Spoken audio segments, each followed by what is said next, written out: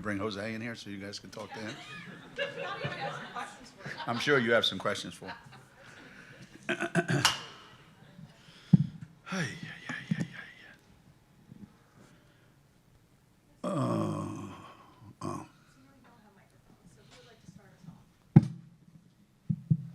Last game, it seemed like you were really kind of disappointed with the offensive flow, and you felt like the defense was leading to a lot of offense. Were you more pleased today with the way you were on offense? I think so. I think Ohio State, the way they play, they open up the court a lot, So it's a gamble that when they win that gamble, they turn it into transition points for them. When they lose the gamble, they turn it into transition points for us. So I thought we handled it. Really, really well, and it gave us a lot of opportunities. But when we did, run our stuff, when they took some of the pressure off, I thought our movement and our execution was way better than it was last game. Maggie, when you put Blanca in the first quarter there, it seemed like she really slowed down the offense, was able to just keep poise and control. Do you feel like you're getting more and more acclimated to the college game? It's 2 games that I know, but Blanca? Yeah, the way they played over there, 24-second shot clock, 8 seconds to get it across the half court. There's so many more possessions. I don't know. The possessions here, 30 seconds, 10 seconds. It's not a lot, but it's a little bit slower game here. But in some ways, it's a faster game here because of how we play. And I don't think she's used to being up this much, so that's why she throws the ball to the other team a lot. But once we fix that, I think we're going to be okay. But she's pretty unique, right? Yeah. There's been a lot of talk about how you all are getting your best offense in transition. Mhm. So I'm just curious how much you think about the teams are playing the WNBA now, where pace and space are paramount, Mhm. and scoring better in transition is almost encouraged. Yeah. Well, I would say not specifically to the WNBA. I just think basketball in general. There's such a lack of understanding of the game that playing transition is easier if you just get people to run and you get them to space the court and you just trust them to make plays as opposed to come down and execute and need 4 passes to score, which takes a lot of teamwork, which not something that a lot of kids are familiar with these days. So playing fast, scoring on the move, scoring through concepts rather than plays is way more popular today at most levels of basketball. And that's why the players that can think and can react and make plays for other people. That's why somebody like Jokic, or Shea in the NBA, for instance, they're so good with the ball. They make everybody around them so good that you don't really need to run a lot of plays. You just run the floor, space it. And it's the same thing in college. We put the ball in Sarah Strong's hands, and we're going to get something really, really good. We don't have to run a play. Now, that's all well and good, but you need really, really good players to do that. Because I think a lot of times at any level, WNBA, college, high school, there may be 2 really, really good players on your team. So when you run plays, those 2 guys are going to get most of the shots. So when you play the way we play, I have no idea who's going to get most of the shots. The best players are going to get most of the shots. And that's, for us, that's how UConn plays. I think most teams that have a lot of good players, that's how they want to play. We had 30 assists on 39 baskets today. You're not going to see that much of that around the country, I don't think. Coach, you had 5 players combined for 88 points today, and you talked about Wednesday about needing to find a third consistent scorer. Do you think you found maybe 1 or 2 of them today? Well, I know Blanca's reputation is she's a scorer. So getting her up to speed and taking advantage of, you watch her, how easy she gets to the basket. She finishes around the basket. She makes enough threes that you have to come out and guard her. So, yeah, she has all the qualities of being that person. Ash, when she's got it going, she's more of an in spurts kind of guy. So we've got more than just Azzy and Sarah.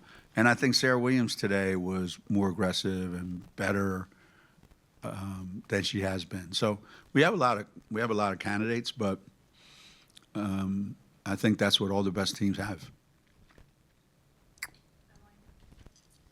ran a little bit of that Sarah Blanca lineup today. Just what did you like about that group having that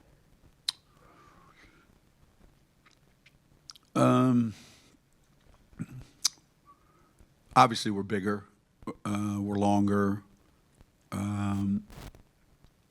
We can match up with other teams bigger size. Make teams have to match up with us. I did like it. I don't know that Blanca's best position is there right now. Blanca and Sarah together, where they're interchangeable. So we're still finding out, but for the time that they were together, those three, I thought it was pretty productive. Daniel? You said during the preseason that every day you would come to practice excited to see what Sarah Strong could do that day. Was today pretty much an example of that? Yeah, I think when you watch what she does, it's pretty impressive, right? When you watch how she does it, it just makes you kind of realize that's not normal. Most kids, you can tell they're working really hard to get their 30 points, 29 points. I don't know that she works really, really hard. I mean, it's not as easy as she makes it look, but it kind of is, because she just has such great body control. She has fantastic vision. She knows, how the game is being played and where her advantages are. And there isn't a shot on the floor she can't make. So she plays with such confidence and such poise because she knows I will never be on the court in any situation where I don't know what to do. And that's pretty great luxury to have as a kid. Geno, can you talk about the next challenge next weekend, format, game, day off, another game against two, at least quality opponents? Yeah. Well, based on what the little bit I've seen of Michigan, they will be for sure the best team we played this year by a long shot at this time in the season. They're talented, they're smart, they're well balanced. They play exceptionally well together. They're really well coached.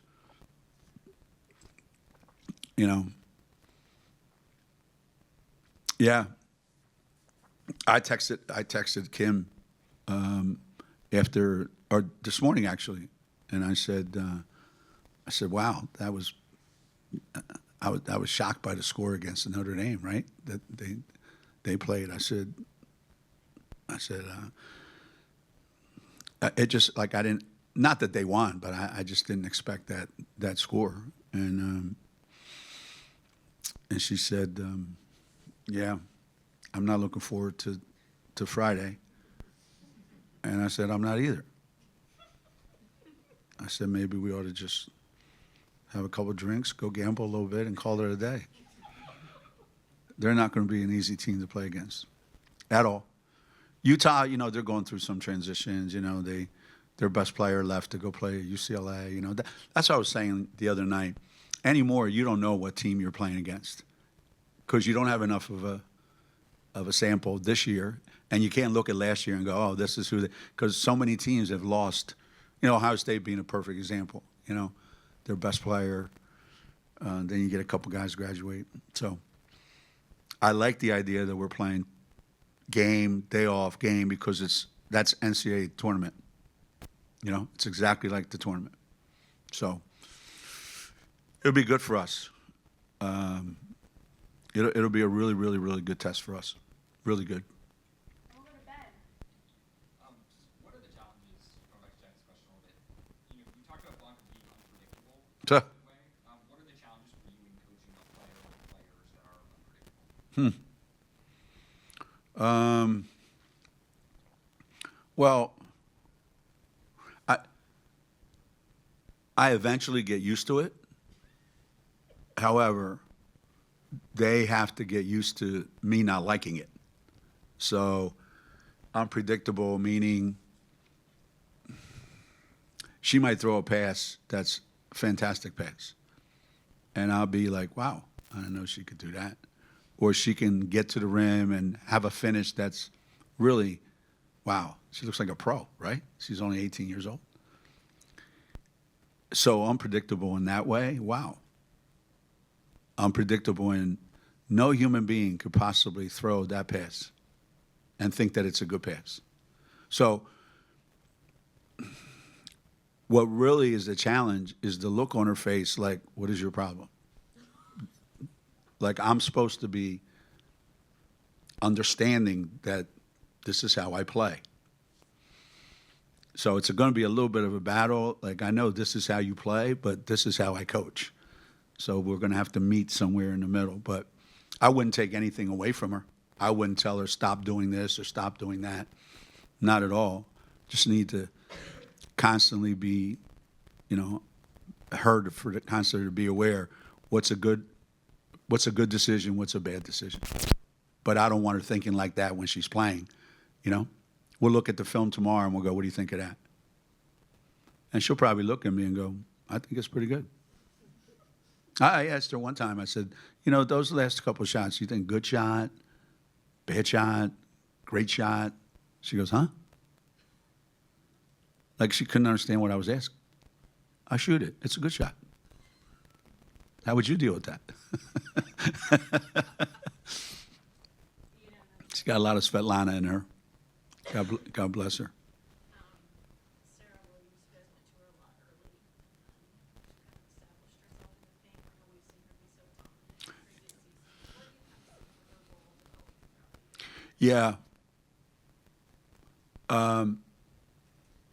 More physicality, more urgency,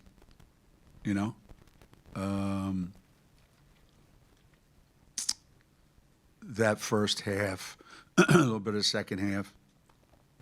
I think she can be a lot more of a factor defensively for us because she's quick enough and she's long enough.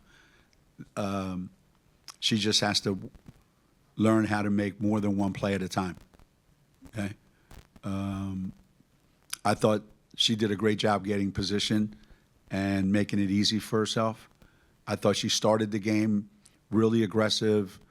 We talked a lot before the game about, I think there's going to be multiple times when we can put the ball on the floor and get to the basket, and she did that right away. So I want to say little by little, her minutes are going to keep going up and her productivity is going to keep going up. It just takes a little bit of time to get used to playing here. You watch Sarah Strong on the court, unless her teammate has a really big play, there's no expression change. Can you tell, like, before a game like this, okay, the other team's in for a big night, because she's got it really,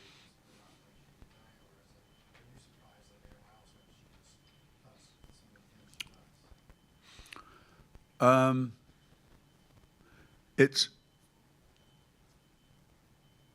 I want to pick my words. How do you say this? It's probably blasphemous, I guess is the best word I come up with, to say at this point that not a single thing that she does surprises me. What surprises me is how simple she makes the game look. I think if she wanted to, this would be a normal night for her. But I also think she likes, you see how many passes she throws where she could shoot and score. Yeah, there's, yeah. As coaches, we just kind of shake our head, and now, even in practice, we just we almost want her to be perfect. Not fair, but I wouldn't ask her to be if I didn't think she could. I don't know what the score was when she took that three from the corner. Maybe it was 30. I don't know. Maybe 7 minutes left in the, I forget when it was. Right in front of our bench, she took that three and missed it. She was really pissed, as if she missed the game-winning shot. She was really pissed. So that's the kind of competitor she is. You saw her dive on that loose ball in front of our bench, right? I have videos of Diana doing that, Maya doing that, Stewie doing that. Like, she's a great player who doesn't treat herself like that's not my job. Like, that's somebody else's job. My job is to score points. And yet there she is, right? So I'm just really proud of her right now. She's good. Going off kind of that whole point, when you think about her as a sophomore, Mm-hmm. compared to like Maya as a sophomore, Stewie, whoever, who's great players as sophomores, how would you compare like your expectations or how you coach her, in her second year compared to them, like as they were entering their sophomore years? I would say, like, those kinds of players, going as far back as, Jesus, Carrie Bascom, when she went from freshman year being pretty good to sophomore year being the Big East Player of the Year the next 3 years, you could almost see that they had this, the way they carried themselves was just different. Now, with them, there was no more looking around going, wow, I'm in college playing college basketball. I'm at UConn. There's this walking around of there isn't anything I can't do. They don't say it. They're not arrogant about it, but they just carry themselves in a way. And for me to coach players like that, Stewie was coming off a national championship as a freshman, and now she's in her sophomore year. You just, you try to temper it, like, should I expect way more? But they expect way more of themselves. That's what I would say right now about Sarah. Whatever she expected of herself last year, which is probably a lot, she expects way more from herself this year. So I just try to manage that, But it's the rest of the guys on the team, they know, and somebody like AZ or any of the other guys, how many open shots, like Ohio State went zone. Okay, we were running, trying to run some man offense or something. They went zone, KK realized it, we made a cut, found Sarah in the middle. Without even looking, she found AZ on the wing, and we got a 3. Like, average players can't do that. So everybody on the team benefits from how talented she is. I'm more impressed with her rebounding than her scoring. She just happens to be where the ball is. Starts over 6 and then turns around and hits 5 threes. Just what stands out to you about her? She didn't look like herself at the beginning of the game. She had like this, not AZ type focus. So she needed a breather, I think, when she came out. Just kind of take a deep breath, get settled, and then once they start going in, like they just keep going in, and that she's another one. Every time she misses a shot, you throw up your hands, go, I can't believe she missed that, because she's not supposed to, right? Because she has this reputation. But she's human, and normally, we were talking about in the locker room actually with the coaches that you could tell that she didn't have her normal locked-in self, whatever reason. She's been battling a cold for the last 4 or 5 days. But yeah, once she gets it going, man. Yeah. Going from offense to defense, your team forced 24 Ohio State turnovers. What can you tell me about defensive expectations that you have for this team and how the team played on defense today? Well, I told the team, especially in that second quarter, I thought, in the first quarter, I don't think we played bad defensively. They just had a bunch of guys make shots that don't normally make that many, especially from the three-point line. And it looked like we were just trading baskets, boom, boom, boom, boom, boom, boom, boom. But in that second quarter, we just really, really made it difficult for them to get to the spots they wanted to go, get the shots they wanted to get. And I think it frustrates the other team when they can't easily get from one spot to another, throw this pass from here to there easily. So a lot of the turnovers, it's not like we forced them, Some, they just happen because every single pass or every single possession, they're under pressure. And I thought our guards did a great job of that on the perimeter. Johnny Cambridge is impossible to guard. I think she even told one of our guys one time, I'm going to go right over there and shoot a jump shot. And she did. Like, she just is that good, But I think we did a really, really good job forcing her into tough spots, because she had, I don't know, maybe 7 turnovers or something like that. Yeah, our defense has been really, really, really good. Better than I thought it would be this early in the season. Better than I thought it would be. Yeah. Coach, we talked with Coach McGuff a little bit about the depth of this team, and you've had deep teams in the past, but this is the largest roster, and wondering if it's challenging to manage a roster that size, especially today as compared to your past really deep teams. It is. It is a challenge because you'll have somebody that deserves 22 minutes and they only get 15. And you feel like I should play them more. And it's a challenge because, we won a national championship last year with everybody playing 38 minutes. So you're like, there's nothing wrong with that, Put the guys out there. They play a lot of time together. They get in great shape. They can play through anything, and they know each other like the back of their hand, and boom, boom, boom. Now you go, oh, you got a lot of depth. You should play them. Okay. And you put them in, and everything gets screwed up because all of a sudden, everything changes. It's like, I'm not a cook by any stretch of the imagination. My wife, Kathy, does all that, but I like to eat. But I know that when you make something that's kind of like perfect, and then you go, let me add another ingredient, and then you screw the whole thing up. So it's a challenge trying to find the right combinations all the time. And we're not going to get it right all the time, but, I do want to see more people in more situations.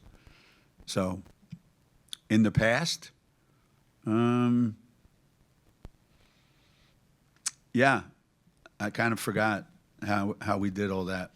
I forgot how we did all that, Because realistically, I mean, 8, 9, 10 players, the whole game. I mean, every game, 10 players, double figure minutes.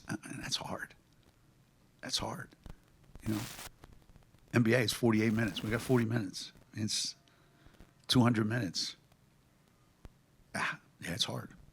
But it's a luxury too, because somebody doesn't have it that night. Move over, and somebody else will come in. That's the one luxury that you do have with that.